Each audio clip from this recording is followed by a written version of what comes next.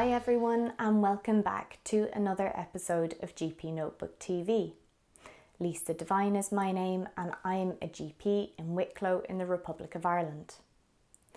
Today I'm bringing to you an important medication safety update regarding a medication used in the treatment of something we see very commonly in primary care, menopausal symptoms. I have to say, this is a group of people I really enjoy treating, because of the huge amount of improvement in quality of life we can bring about through simple actions such as lifestyle advice and safe and appropriate prescribing of HRT or non-hormonal treatment options. This is also a group of people that often come in having researched their symptoms and have lots of positive information to add to the discussion, which I really enjoy. Now, the medication, which is the topic of our update, is called Fezolinetant and goes under the brand name of Veozah. It's licensed for the treatment of moderate to severe vasomotor symptoms associated with the menopause and is prescribed as a once daily oral tablet.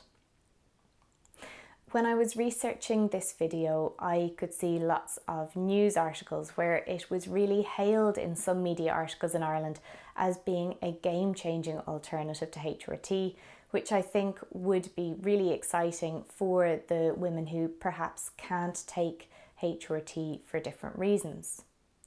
From a scientific point of view, it is a neurokinin 3 receptor antagonist and works by binding to and blocking the activities of the NK3 receptor, which plays a role in the brain's regulation of body temperature. So that makes sense as to why it would work in women struggling with those vasomotor symptoms. Now, the EMA update published in January of this year discusses recently identified safety information on the potential of Fezolinetant to cause drug-induced liver injury, and this prompted a Europe-wide review of the medication. The review notes that elevations in serum ALT and AST were already observed in the clinical trials with Fezolinetant, and they were described in the product information.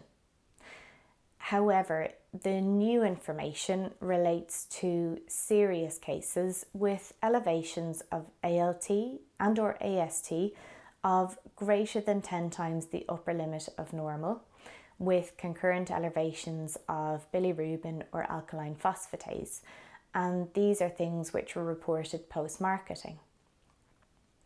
In some cases, elevated LFTs were also associated with signs and symptoms suggestive of liver disease, such as fatigue, pruritus, jaundice, dark urine, decreased appetite, or abdominal pain. Elevated liver function tests or symptoms or signs suggestive of liver injury were generally happily reversible on discontinuation of the therapy. So the EMA astutely states that since Veozah is indicated for a condition in otherwise healthy women, the risk of serious liver injury may significantly affect the benefit-risk balance in these patients. They consequently recommend that exposure to Veozah should be avoided in women who are at higher risk of liver disease, and early recognition of potential liver injury is really essential. So what does this mean? So the EMA state that LFT should be performed prior to treatment initiation, and this medication shouldn't be started if ALT and or AST are greater than the upper limit of normal, or if bilirubin levels are greater than 2 times the upper limit of normal. After this, quite significant monitoring is recommended by the update. So during the first 3 months of treatment, monthly LFTs must be performed, and then monitoring thereafter should be based on clinical judgment.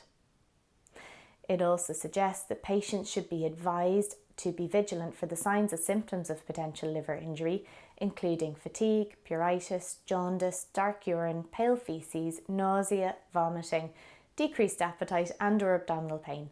And if they get any of these symptoms, they should seek immediate medical attention. Finally, healthcare professionals, if they prescribe this medication, are asked to report any suspected adverse drug reactions in accordance to their national reporting system. I must admit, while I see a lot of people attending with menopausal symptoms, I have not yet prescribed Fezolinetant myself.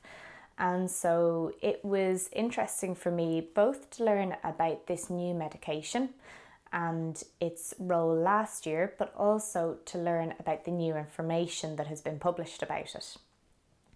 Medication safety is a topic I'm really passionate about, so this recent update on the EMA is something I'm going to store in the back of my mind in case a patient comes in, often a well-informed person comes in and asks my opinion about this medication so that I have something of value to add.